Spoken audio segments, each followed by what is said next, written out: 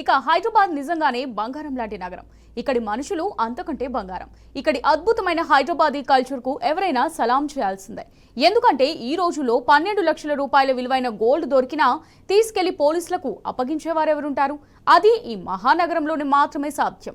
విషయం ఏంటంటే ఓల్డ్ సిటీలోని కళాపత్తర్లో ఓ వ్యక్తికి బ్యాగ్ దొరికింది. తెరిచి చూస్తే అందులో 12 లక్షల రూపాయల విలువైన బంగారంతో పాటు బట్టలున్నాయి. బ్యాగులో ఏదైనా ఐడి ఉందేమోనని వెతికితే ఏమీ లేదు. చూస్తేనేమో లక్షల విలువైన బంగారం. అతని ప్లేస్ లో వేరే వాళ్ళు ఉంటే మరో రకంగా ఆలోచించేవారేమో. కానీ ఓ హైదరాబాదీగా అతను మాత్రం తన నిజాయితీని చాటుకున్నాడు. వెంటనే దాన్ని పోలీసులకు అప్పగించాడు. బాధితుడిని కనుక్కొని బ్యాగ్ను అప్పగించాలని కోరాడు.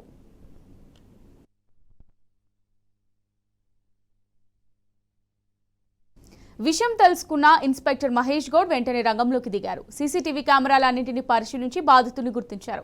నగలు బట్టలను అతనికి అప్పగించారు. పోయిందనుకున్న నగల బ్యాగ్ దొరకడంతో బాధితుడి ఆనందానికి అవధులు లేకుండా పోయాయి. తులం బంగారం లక్ష దాటిన నేపథ్యంలో పట్టపగలు నగలు దొరికినా ఇంత నిజాయితీగా పోలీసులకు అప్పగించేవారున్నారంటే ఇది నిజంగానే గొప్ప విషయం. అది హైదరాబాద్లోనే సాధ్యం.